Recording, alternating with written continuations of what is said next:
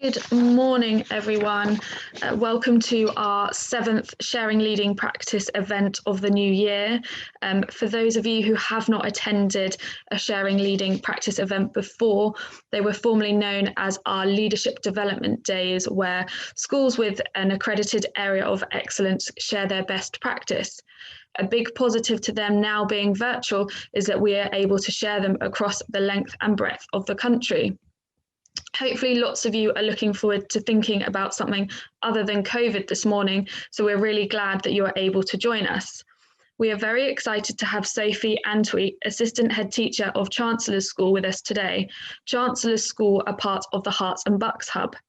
Before I hand over to Sophie, who will be talking about their Healthy Minds curriculum, I just wanted to go over a few of our housekeeping rules. Thank you to those of you who have already introduced yourself in the chat function. If you haven't done so already, please do so by saying what school you are from and if there is anything in particular you'd like to get out of the session. There'll be time throughout the presentation for questions, and I believe Sophie has factored in time for Q&A towards the end. Please do put any thoughts or comments in the chat for the wider group as we go along. If you could remain muted during the presentation as it prevents background noise, that would be greatly appreciated. If you do want to unmute yourself, just hover over the small microphone icon in the top right-hand corner, in the bottom left-hand corner. I also suggest putting your screens on speaker view, which is found in the top right-hand corner if you haven't done so already.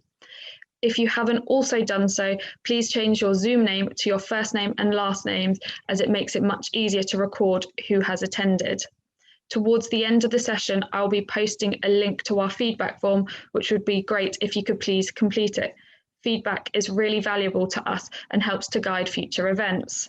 Finally, this session is being recorded, so if you do not wish to feature, please let me know. I will now stop sharing my screen and hand over to Sophie. Thank you so much, Sophie, for joining us today. Right, okay, I will now share my screen. Sorry, it's a bit clunky like that. So I just wanted to say welcome to everybody. We're going to go through our introduction to Healthy Minds curriculum. So I'm Sophie Antwi, Assistant Head Teacher at Chancellor's School, as Rebecca introduced. My background is actually, I'm a languages teacher, predominantly French teacher. So I'm not the kind of your conventional PSHE teacher really. But I began training for Healthy Minds in 2012 and have been teaching the programme ever since. I love teaching it, it's brilliant. I'm now also in my assistant head role, the PSHE lead. So that's kind of how this is come under my remit really. This session is going to talk you through our Healthy Minds journey as a school. We'll start with Lucy Bailey, who's here with us, the CEO and founder of Bounce Forward, and whose logo you can see. They're somebody that she's going to explain who they are, the background of the Healthy Minds research project, and what role they play in the project and the liaison with us as a school as well. I'll then explain why Chancellor's got involved with Healthy Minds, how the programme fits into our context, and later on, hopefully, we've got some Healthy Minds teaching staff, and so John, Sam and Chris, who are also, they all three have other roles in the school as well as teaching Healthy Minds, and also some of our students. I will warn you, unfortunately, because of year group bubbles and things, I'm going to have the students in one at a time as opposed to all together, because we need to still kind of, with COVID restrictions, that's just a little bit more difficult than normal. And I'm happy to share the slides with you for your reference as well at the end. So I'll now hand over to Lucy to go through the Bounce Forward angle. Thank you, Sophie. So let me just share my screen. Here we go. It's amazing, this technology. What I wanted to do, guys, was to just give you some background to the research. As Sophie just said, that we started this research project back in 2012. And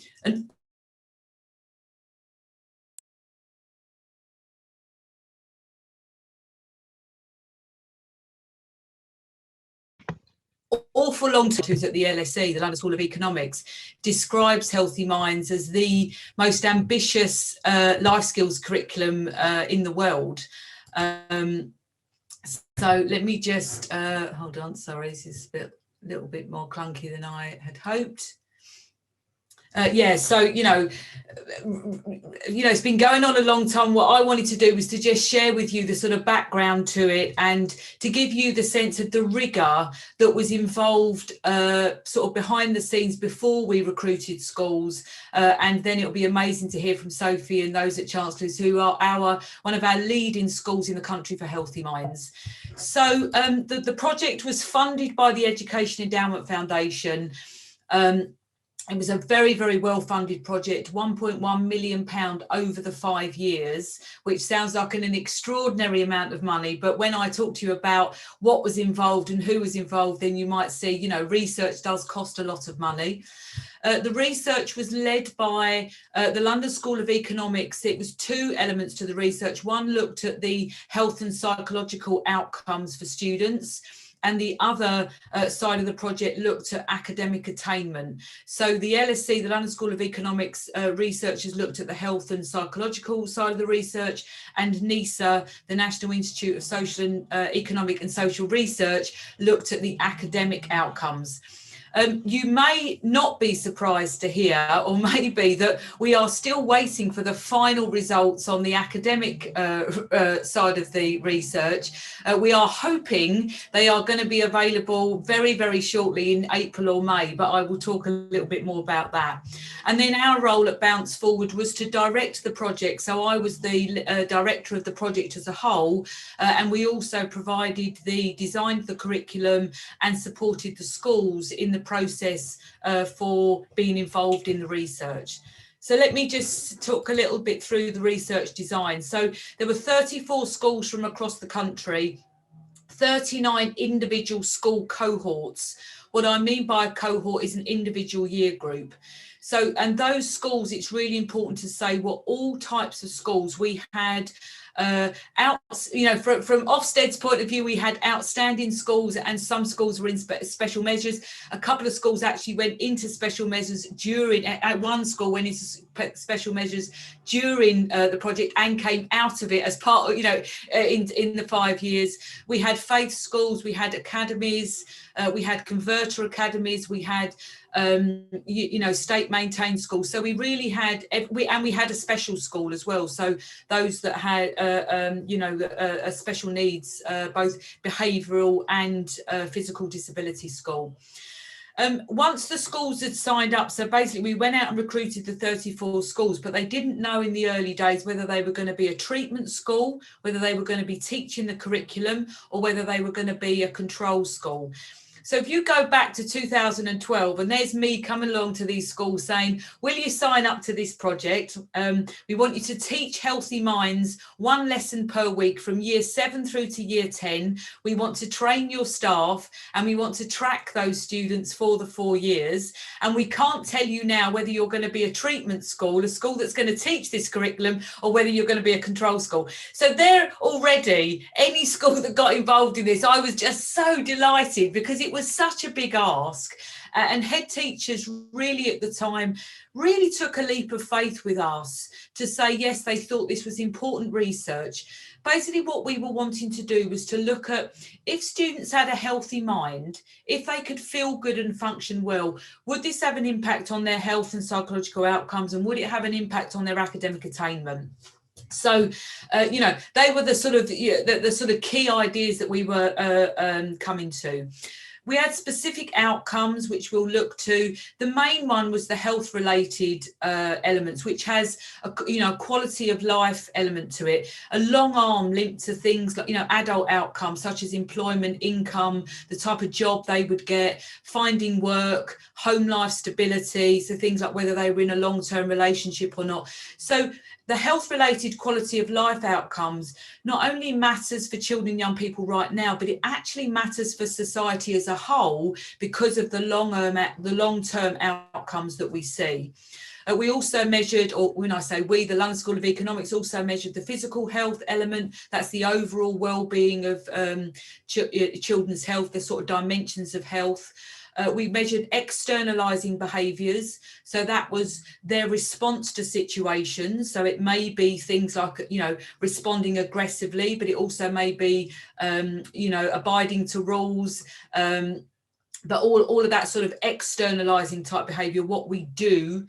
And we also measured internalizing behaviour, so emotional well-being. So things like emotions, recognising, being aware of the emotions that they were experiencing, but also things like, you know, social withdrawal, as well as, you know, human connections and wanting to be involved in and in touch with people.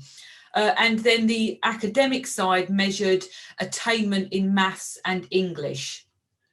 So let me just say a little bit about the data collection.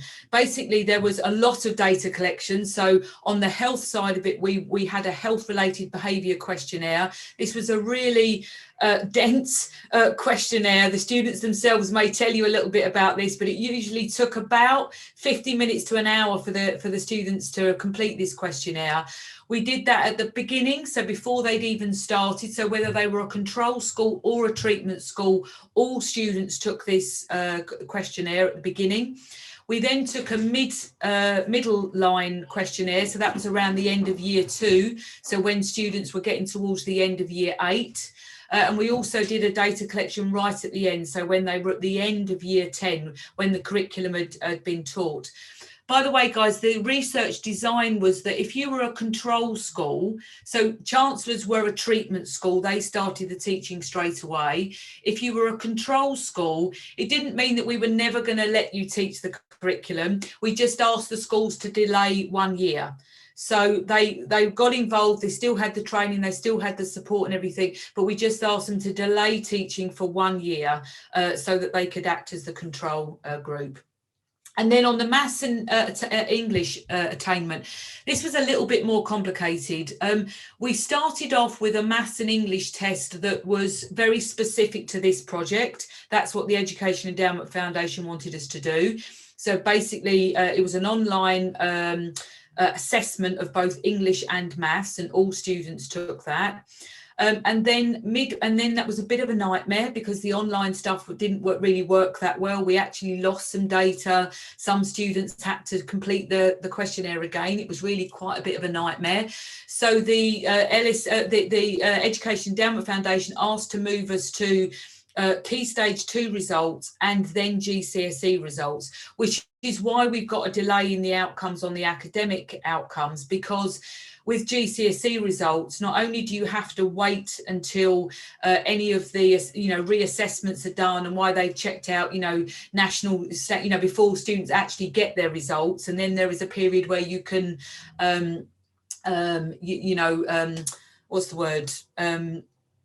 Oh, it's gone out of my head. But you know, when you don't believe the result that you've got and you just want to relook at it, that all takes a bit of time. And then COVID came in, which meant we delayed it even more. So that's the reason why the academics, but as I say, I'm hoping that they will be out this year. The curriculum, what was the treatment? The treatment was a curriculum that was designed, again, through a long process. So originally there was research by, he had a wonderful project, Dan Hale, were asked to go off around the world and look for evidence-based elements that would deliver our, what at the time, 2012, our PSHE curriculum. So anything to do with personal, social, health education. And that project was funded by the Paul Hamlin Foundation and overseen with John Coleman and Richard Layard as well. So basically, Dan Hale came back to the UK with a long list of programmes that he'd found and explored across the globe that would meet our PSHE curriculum. So we had this long list of programmes. We then thought about it in terms of adolescent development. What's important in terms of how young people are developing both psychologically but also physically. And Professor John Coleman put together a conceptual framework for how we would put the curriculum together. I'm going to talk to that in a second. We then talked about it, thought about it in terms of age and concerns. What are the actual concerns of young people in the UK back in 2012? What's relevant to them in terms of their social lives? And we also were applied the PSHE framework and guidelines of 2012. We then also wanted to think about the practical considerations. How many weeks do we actually have in school? How much can we, you know, we're asking schools to teach this to timetable it for one lesson per week, but we've got to think about term time. We've got to think about, you know, the other things that can happen in school. This was before COVID-19 was ever even dreamt of. Certainly not, you know, not, I'm sure some people had dreamt of COVID-19 back in 2012, but I certainly hadn't. But we wanted to make it as practical as possible in terms of the amount of time that we knew that we had in a school year.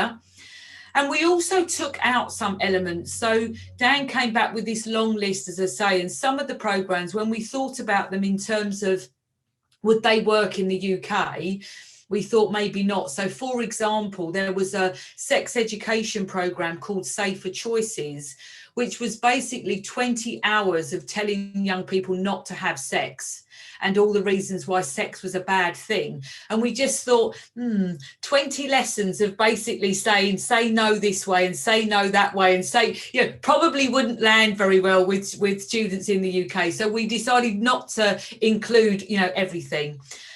So where there were gaps. So by the way, the sex education bit was then developed and designed by the Sex Education Forum in the UK, based on latest guidance, based on their best practice, and based on what they understood. You know, our most educated people around sex education in the UK. And then we also thought about gaps. So, you know, and again, it might seem strange, but there wasn't anything in the sort of off the shelf across the globe around social media. Certainly not the way we use social media now, the way we are just so used to our mobile phones being part of who we are and our access to media. And so there was sort of nothing around that. So we needed to think about that. And there was nothing around the science of mental illness. What's actually going on in the brain when it's mentally ill? Because we thought that was really important in terms of helping young people contextualize what they're being taught in terms of the science around what we know how the brain operates. So where those were, we created new elements. We're extremely thoughtful about that. We worked with, so the social media element, we worked with an organisation in America who had 20 years experience of helping young people develop media literacy and to think about the impact on ourselves in terms of the media and the messages that we receive through the media, but also helping them to think about the differences between online and offline and the blurring of boundaries. So a really lovely element is included in that. This is the conceptual framework. This framework, guys, whether you chose to teach healthy minds, as I'm going to just explain it in a second, and how Sophie and the team are going to explain it, is one thing, and we would really encourage you to do that. If you have other things that you do, use this conceptual framework as the way of thinking about how you organise it, because this was really informed by adolescent development. So in year 6 and year 7, so our project was only in secondary schools, but this can start in upper primary, thinking about managing the world around me. What's going on? What am I, what is my transition to secondary school? What's it going to be like when I actually get into school and I'm sort of, learning and navigating all these new things? Year 8, very much about, I'm now settled. I know what's going on in secondary school. I'm starting to, move away from my family and, I've got more friends and I'm starting to, moving towards the future. Year 9, I think, when they're at that age of really needing to think about the behaviours and taking control of the decisions that they make and really giving them those good decision making type and problem solving type skills. And then year 10, and then year 11 is thinking about, me as an adult. So that conceptual framework is a really good one to apply to, and if you wanted the paper on that, we could share it with you. So this is what the curriculum design looked like. So what you've got on the left hand side is the curriculum, is the conceptual framework, that what I've just explained. In the middle you've got the individual elements and what they are called, and then on the far right you've got the number of lessons. So that would be 1 lesson per week. And the idea, as you can see, resilience, or the resilience skills, is the thread that binds everything together. It's the skills and strategies that we come back to each year to say these are transferable. They're transferable whether you're talking about social media, they're transferable whether you're thinking about your life beyond school, they're transferable when you're thinking about drug education. It's the bit that underpins and threads it all together. It's why we spent a lot of time with teachers, the sort of psychological underpinning that threaded the whole thing together.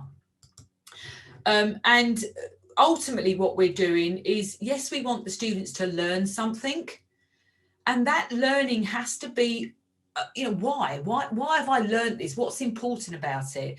What's important is that we want them to help them to be able to communicate and to be able to express themselves and to explain what's going on for them. And we also then want them to be able to have empathy and respect for other people. If I can learn something about myself, I can also learn something about other people. So ultimately, it's about communication and it's about having empathy. And the teacher training. So for the research, the teachers, any of the teachers that taught Healthy Minds, took part in 19 separate days of training. 19 separate days. I mean, on personal, social, health, education, completely unheard of. Teachers like Sophie, like Sam, like John are the most experienced teachers in the, I just don't believe there is any type of training at that level anywhere else around personal, social health education. So these guys really are the leading experts in terms of high quality teaching and learning around these subject areas, facilitating conversations, having, both sensitive conversations with young people, but in a way where they can discuss and share and talk with each other. So, for me, one of the most rewarding experiences is seeing those teachers really go from, some of them are quite nervous in the early days about, some of the stuff that we were talking about, psychology and how the brain works and all of that stuff, and actually really seeing them blossom and grow has been a real personal, thing for me. And then in terms of the headline results, which is the key part, right? We saw, the LSC saw significant outcomes on externalizing behavior, on life satisfaction, actually to the same level as when adults find a life partner. Really significant increases in students' life satisfaction. Global health had a significant, to the same level as things like knowing about extended schools activities and having strong friendship groups. When you compare Healthy Minds outcomes to all sorts of other things that we do, the same as when you take students away on a school trip, global, hours, you see smaller effects on those things compared to what we saw in Healthy Minds. The one area, emotional health, which had significant outcomes when you look at Chancellor's specific data, but didn't when you look across the whole board, was the emotional health. It still saw really positive outcomes, as you can see. It still deviated in the right way, but it wasn't significantly statistically significant across the whole group. One of the really important things that I think we learned from the data is at the midway point, when we looked at the halfway data at the end of year 8, the actual young people, their internalising behaviour was actually looking slightly zero and negative, but their externalising behaviour was still significantly the way that they were responding to it was still very good. And so it's, you could say, oh, well, that's a negative outcome. For me, that was absolutely what we wanted to see. Surely we want young people in the middle of their learning around this stuff to suddenly be recognising the negative emotions that they're experiencing. But what they're doing about them is still positive and still the right things that we would want them to do. They're still seeking help. They're still behaving appropriately. So, and then by the end of the 4 years, that had increased as well. So I can come back for any questions that you've got at the end, but I'm now going to hand back over to Sophie, that's going to talk about how they actually did this in Chancellor's. So back over to you, Sophie. Brilliant. Thank you, Lucy. Hopefully, it's just such a good programme there. Okay, so, whoops, actually, she just click through your slide, sorry. Okay, so kind of a bit of a focus on Chancellors then. At Chancellors, we have kind of a really strong ethos of achieve, enjoy, excel, and that underpins so much of what we do here. However, we really became increasingly concerned actually about the mental, emotional health of our students.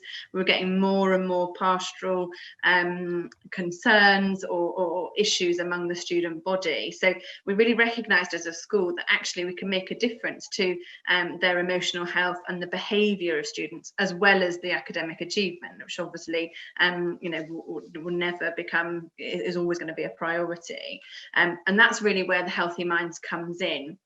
So being involved, as Lucy mentioned, was a huge commitment from the beginning, and our head teacher David Croston was fully behind it, and there were 3 members of staff, myself and John, who will come later to talk to us, and another member of staff as well, who took part in that a massive amount of training. I felt we've spent more time in the training than we did in the classroom for those first bits of training, but like Lucy said, the depth of that training, you had to go through that to be able to understand and deliver the programme effectively, and there was such a link there that had you not done quite such intense training, that you really wouldn't be able to deliver it in the way that it was intended. So it was really, really important that you have the backing of the school for the training purposes to be able to kind of embed this properly. So it was a huge leap of faith, and in 2012 we decided that we were going to get involved and dedicated then the hour a week for our students in year 7 to 10. So initially, from the research project, it was so successful, but over time, on the timetable, with the demands of the new GCSEs that have come in, and a lot of the GCSEs, I don't know people's subject areas necessarily, but they've become quite content heavy, and so increasingly we were in year 10 particularly facing questions that, I need that hour back, we can't get through the course without this extra hour. But the results of the programme have been so positive, we weren't prepared to kind of let it go at all. So what we've tried to do slightly differently is then in year 10, so year 7, 8, 9 still have their 1 hour a week, that's fixed. And then in year 10, we're now delivering it through form time. So they have that kind of first thing in the morning. So the specialist Healthy Minds of teachers attend form once a week, 25 minutes, and then they work through the curriculum. Clearly, the hour lesson structure has had to be adapted, but thus far, it's working really well. So they're just having kind of 2 shorter lessons as opposed to the full hour in one go. Unfortunately, COVID has scuppered this consistency of that, as I'm sure it's scuppered most parts of life really at the moment. But we do hope to continue the form time sessions then into year 11, because we haven't done a kind of a full year of all going through this through form time yet in year 10. So we're hoping to then kind of put that over into year 11 as well. So then over the 2 years, they'd get the equivalent of the 1 year hour sessions, as we were doing previously. So that's just the way that we've kind of had to adapt it slightly to meet the demands of our new curriculum. Also, our wider teaching and pastoral staff particularly have attended introductory sessions on the Healthy Minds curriculum. In fact, a lot of our teachers who teach Healthy Minds are heads of year, or John is head of sixth form, Sam is the head of year 10, as I'm sure he'll introduce. But it really allows them to echo the messages that come through the Healthy Minds curriculum, through with students if they've got kind of problems that they're kind of facing on a pastoral basis, but also with parents as well. So it really is fully embedded across the whole community. So wider staff have had introductory lessons, particularly pastoral staff, and so that message really goes across everybody. So in terms of the impact on our school particularly, so this is we've asked the research to draw out the impact for our school. So individual outcomes at a school level show that the general health score was larger really for our students than for some other schools. So the effects of the internalising behaviour, so how students kind of report their emotional well-being, how they deal with that, is also larger and more positive than the average school. So we really believe that this has had a hugely positive impact on our student body, as from the evidence. It's really kind of down to the committed way, I think, that we've implemented this curriculum. And even though we've gone beyond the 5-year kind of research project now, we've still carried on. And with the demands of the curriculum, we're still trying our best to make sure that it's implemented and that we don't lose that, because we've seen such positive results all the way through. So it has meant that there have been staff that have been trained that have since left the school, so we've then got new staff that have come in and then have been trained so that they're able to deliver it. So with staff turnover, as will happen in every school, that's something that we're needing to kind of keep on top of and make sure that we've got the fully trained people standing in front of the students all the time. So it's given us quantifiable evidence, but actually I think even in the school we felt a difference having had the Healthy Minds curriculum. Pre-COVID, again, life pre-COVID, when things were a bit simpler, we saw very much that attendance was at a record high. Behaviour had also improved. There were fewer incidents resulting in exclusions. So although not directly linked and not Healthy Minds, I don't think we could say is solely responsible for that. However, it has undoubtedly had a positive impact on our school community. So, it would definitely is helping us go in the right direction. Also, I've put our certificate on the slide. Thanks, because of our commitment to the Healthy Minds programme, we're one of a handful of schools that have been awarded the Healthy Minds Kite Mark. So that's on our website, it's in reception as well. So, anyone visiting the school is able to see that that's something that we kind of see as a priority for our school, because we've kind of created that culture of resilience that allowing our students but also teachers to thrive. Additionally, we were lucky enough to appear on BBC Breakfast, celebrating our work with the Healthy Minds curriculum and the impact that it's had. So it's just a short clip that hopefully, I think. Oh, hang on. Nope, it's not letting me play the video. I don't know why. Hang on.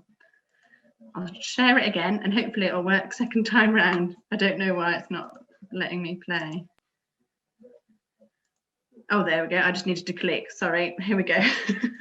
So the time now is 6:52. As NHS figures show worsening mental health among teenagers, researchers are urging the government to include life skills in the curriculum of English secondary schools. It follows a pilot study which taught students skills and techniques to help them navigate the pressures of growing up. Here's more from our home editor, Mark Easton. Slowly in, slowly out. For Year 7, today's lesson is on how to breathe. Get your backs up, right?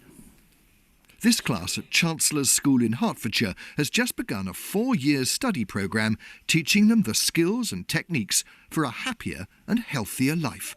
It's just as hard as maths, I always think, this lesson, because you need to try these techniques to perfect them. With mental health and behavioural problems among secondary pupils worsening, dozens of schools across England have been testing an evidence-based programme using theories from positive psychology. What if the other person wants something else? You need to be able to negotiate and compromise with someone so that they can have what they want and then you can have what you want. Weekly hour-long lessons on social and emotional learning, relationships, resilience and mindfulness designed for young people aged 11 to 15. Does it work? These are very hard skills. Some adults struggle with these, by the way. Academics compared the well-being of pupils who completed the course with a control group which didn't participate. The results are really quite impressive. Evaluation suggests a significant increase in children and young people's general health and an improvement in life satisfaction that's equivalent to an adult finding a partner.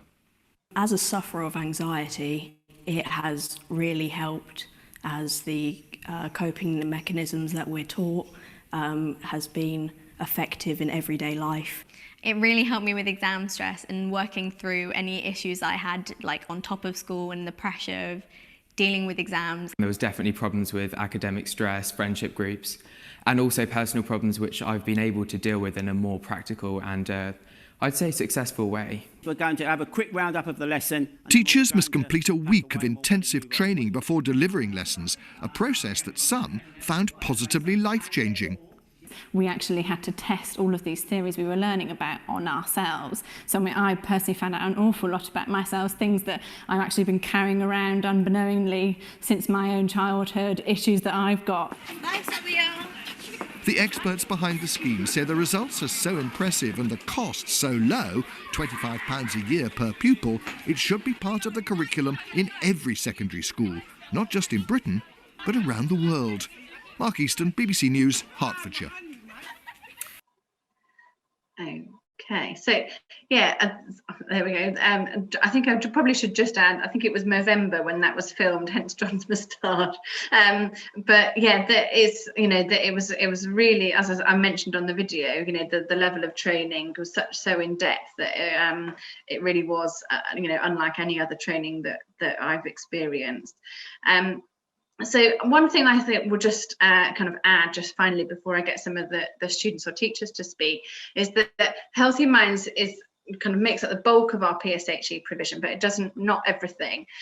We do still supplement the programme with other units on on things like pornography, consent, sex, STIs, as well as kind of more current things that have come out, like Black Lives Matter, Me Too movement, LGBTQ+, as well. So we use Healthy Minds as a base, and then we kind of then put some of these additional kind of more current things that have come up as like an additional things that supplement at the appropriate moment within the Healthy Minds curriculum. So that I think is just one thing to note.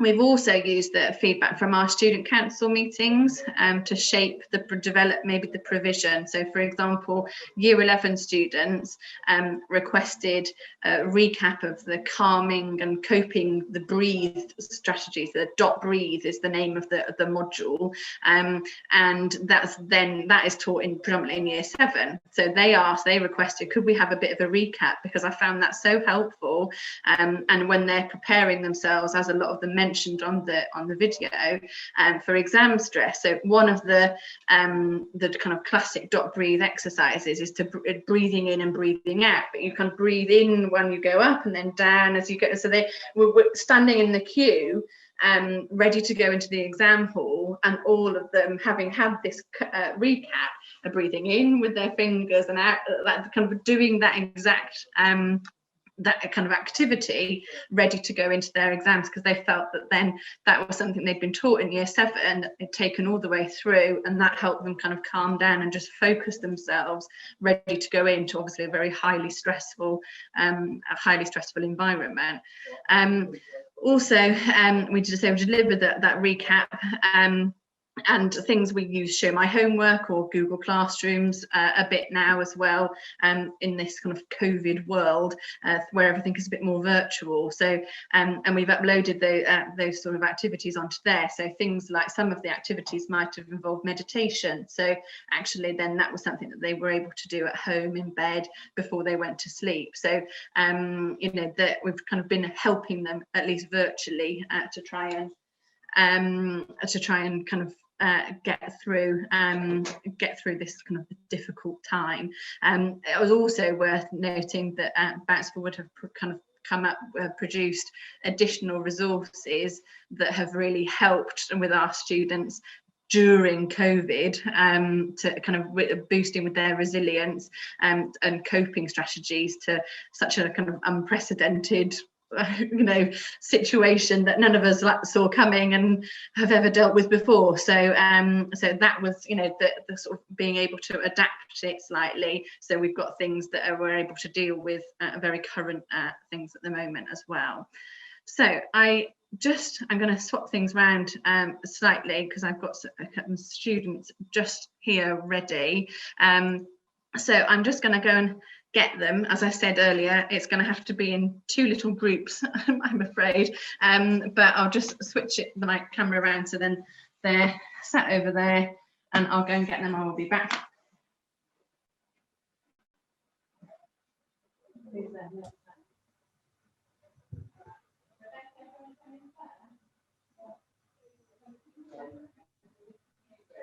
Just very briefly, guys, while Sophie's doing that, after the end of the research project, we sat down with schools, teachers, students, academics, psychologists to say, if we were going to design Healthy Minds now, what would it look like? What would we keep? And so whilst the research project was for 4 years, Sophie and I have also been talking about 5 years, because we've been thinking about what we would do in year 11 as well, but also looking at what's current, what's happening now. So, for example, we've updated the social media to include things like the Me Too campaign. It was before Black Lives Matters, but so we are constantly making sure that we keep the focus, that the core content is the same, but the topic areas shift to what's happening in the world, as it happens. Okay, I've just introduced, so I'm keeping my distance, obviously, but this is Rebecca. Rebecca is in year 9, so she's just going to tell you a little bit about her experience. Yeah.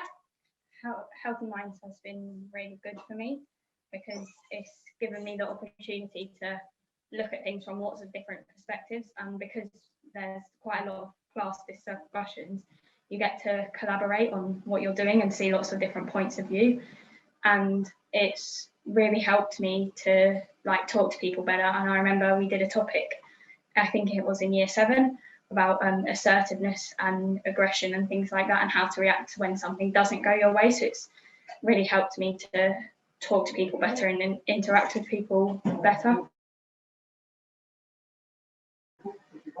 Brilliant, thank you very much. Okay, does anybody have a question or anything they wanted to ask Rebecca before I get the others in? No? Okay, right, thank you very much, Rebecca. Thank you so much, Rebecca.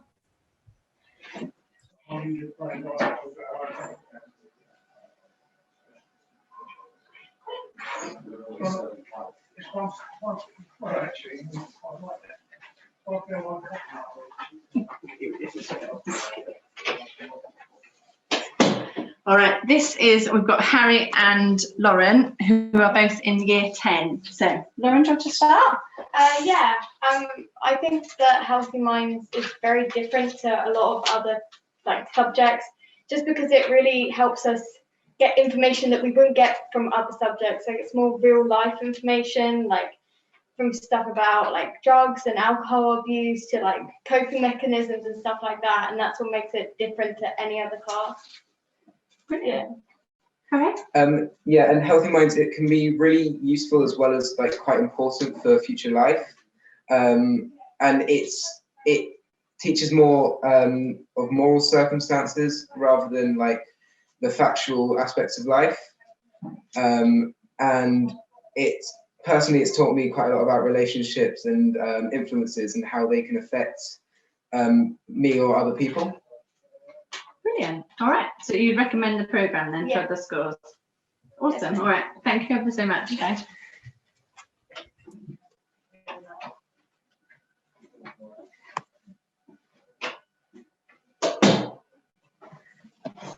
Right, sorry. Okay, so those are a few of our students, and I think just we obviously saw some of the students on the video, and then some students who today, and very much overwhelmingly positive. So hopefully I can see John there. We've got some of our staff have joined. So John, I just wondered if you could just unmute yourself and then just tell us a little bit about your experience of Healthy Minds.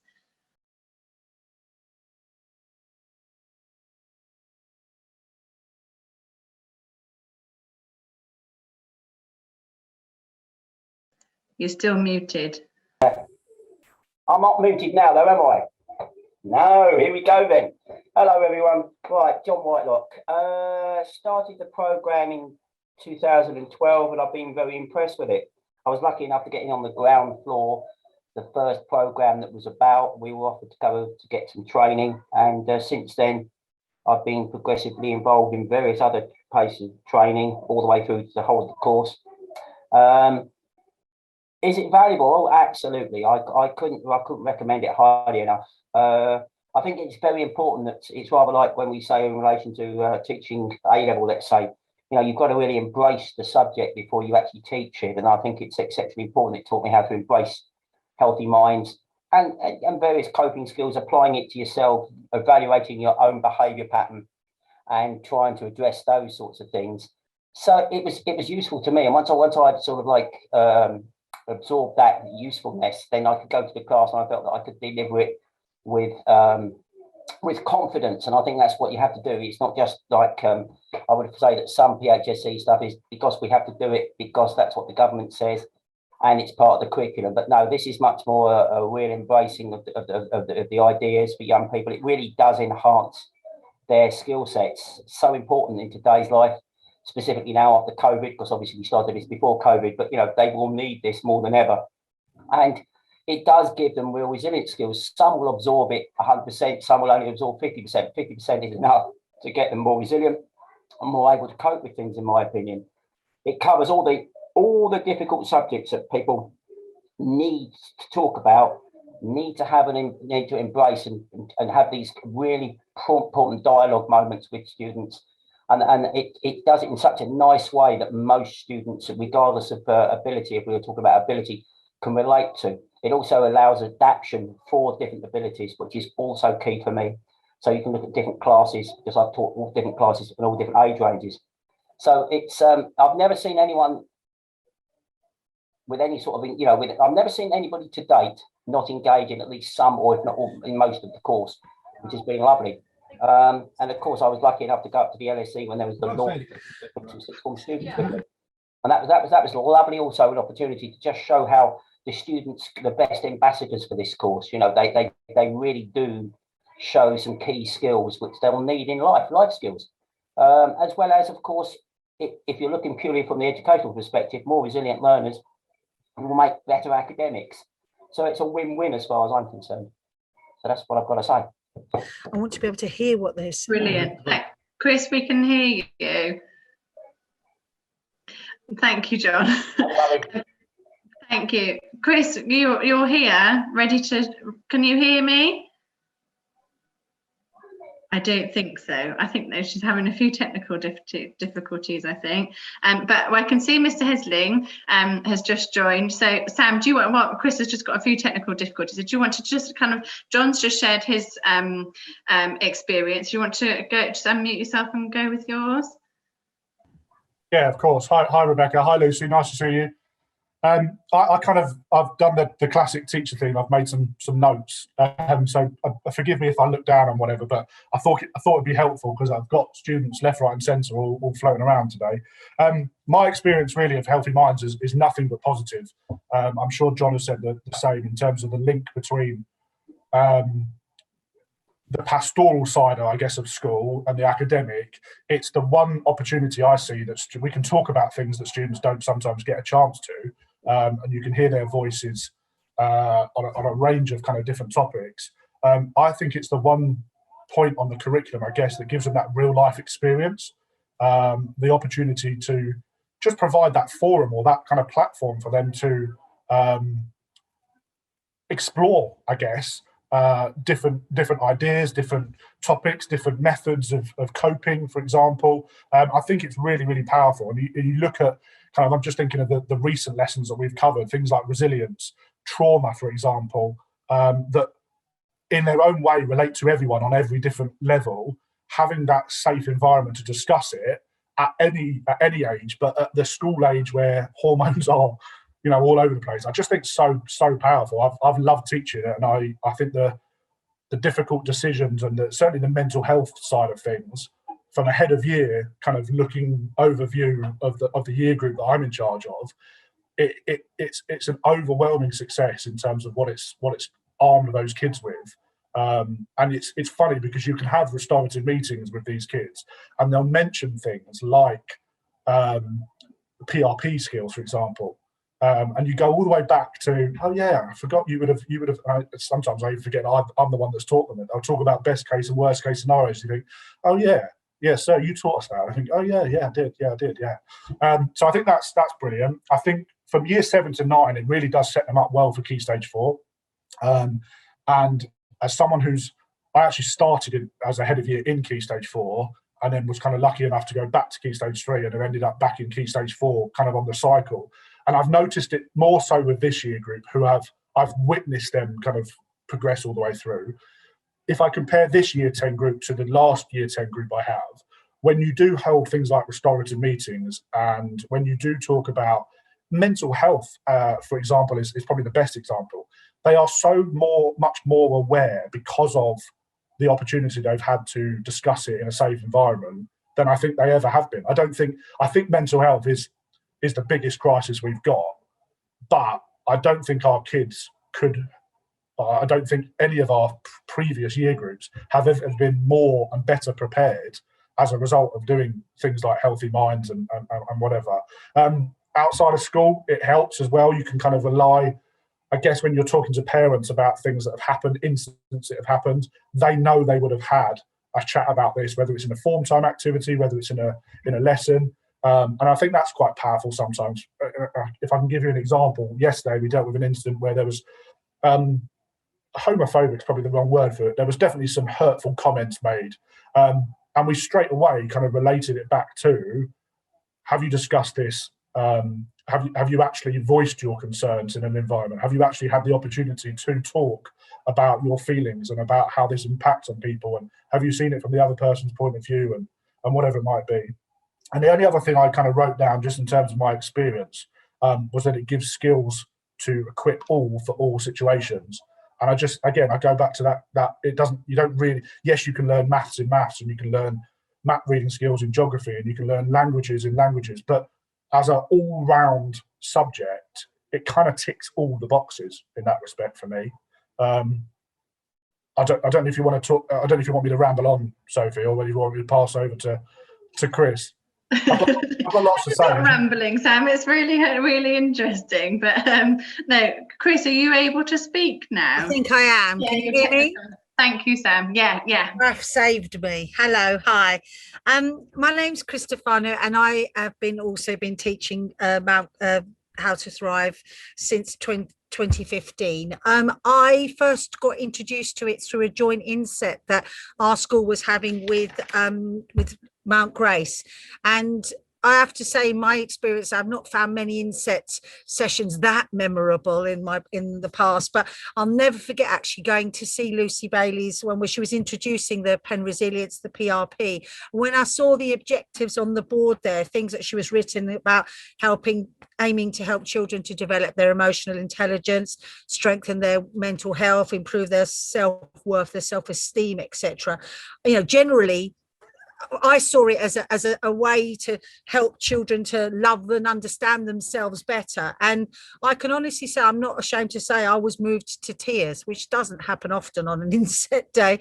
But, and I really looked at that and wished that subject had been available to me when I was a child, to have that positive message that for myself, I wasn't getting at home at that time. And I decided straight away that I wanted to get involved. So I put down to do the PRP course, which in that day was a 5-day course. And I started teaching it in year 7 in September after that.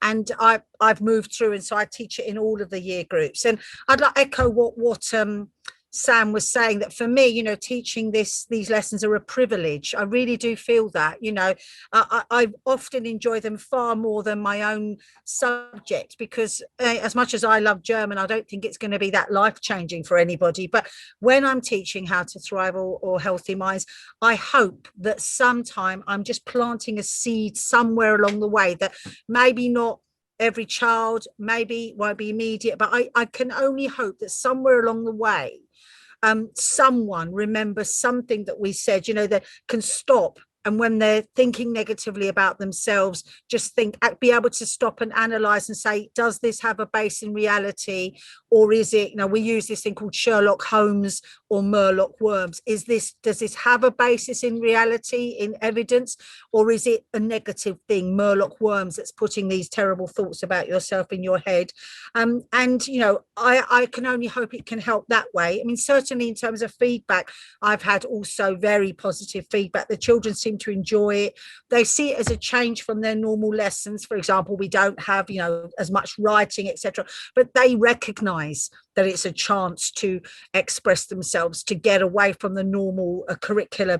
And for example, discipline has never really ever been a problem, because I find that the children generally seem to be grateful to have this chance, so I can thoroughly recommend it. And something I wrote down a couple of years ago, we had a German teacher who came and visited us from Germany, and he came to analyse our curriculum and to see what lessons he could take back as head of sixth form there, to see what he could do. And he wrote a report that was sent to our school and published. And the final paragraph of his report was about how to thrive. And he said, the instant I saw this subject, I knew that was what I was missing in school all along. A subject that covers the topics that can't be attached to any of the classic subjects, but which are no less important. Topics are covered such as dealing with stress, healthy living, overcoming addiction, and learning about the concepts of relationships. I might say that topics like these even outweigh most of the other topics and should be part of any curriculum. And that's the message that he was going to take back to his school in Germany, and hopefully try to get something started over there. So if you are thinking about starting, or I would thoroughly recommend it as a wonderful addition to anyone's experience of learning in a school. Thank you. Brilliant. Thank you all ever so much. Thank you for your input. I don't know if you're around, we're going to just take some questions. So if you are free, just maybe you wanted to hold on. If you're not, don't worry. I've got to teach, I'm sorry, but thank you anyway. I wish you take care. Thank you very much. Bye-bye. Bye. Bye. So basically, we've heard from the students as well. That kind of concludes our kind of overall input. So I just wanted to see if there were questions, if anyone had any questions. We're a relatively small group, so if you wanted to ask us, or Rebecca, have you got questions on the chat? There's nothing in the chat at the moment, Sophie. I'll keep an eye on it. Okay, no, that's fine. So if anyone wanted to ask anything, then we're here and ready to answer. If not, I've on the slide I've put my email address. I'm happy to have kind of anybody ask me anything. And I've also put the bounce forward kind of contact information. Sorry, the electric something just went off and went on again. So yeah, if there are those there. I don't know how to get to the chat. Also, Sophie, we've just had a question come in from Rebecca Lewis saying, how did you decide which members of staff teach the Healthy Minds curriculum? Good question. So I think there's some of it was people who were keen or interested to do it. That I think the commitment on a training level, but also the commitment, within your own timetable, you wanted to kind of be focusing on this and not necessarily your kind of traditional subject, whatever that might be. So there needed to be some desire to do it.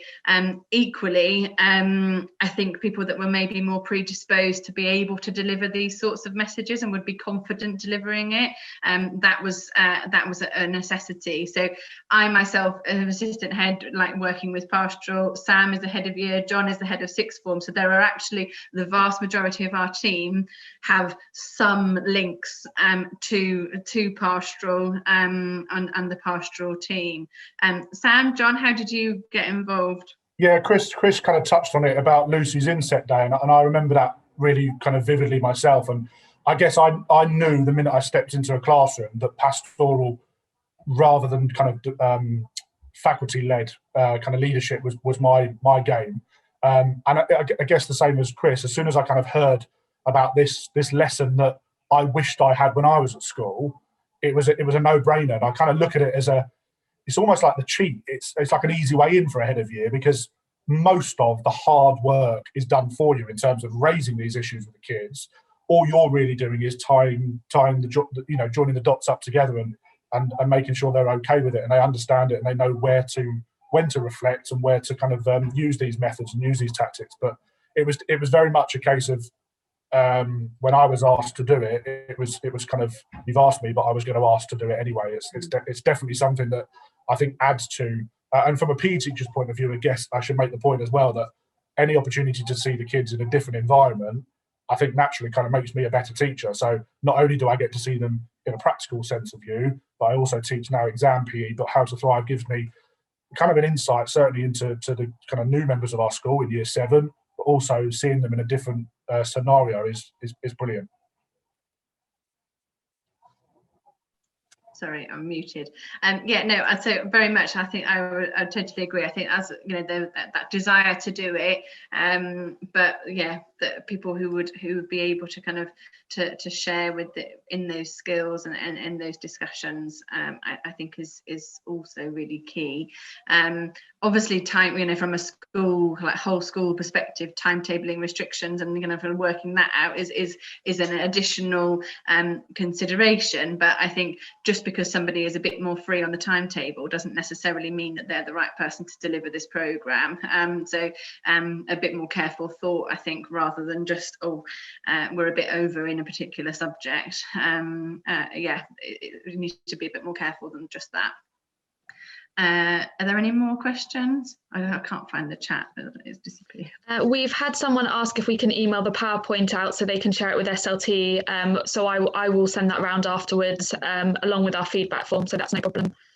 Okay, brilliant. And then there's the chat gone.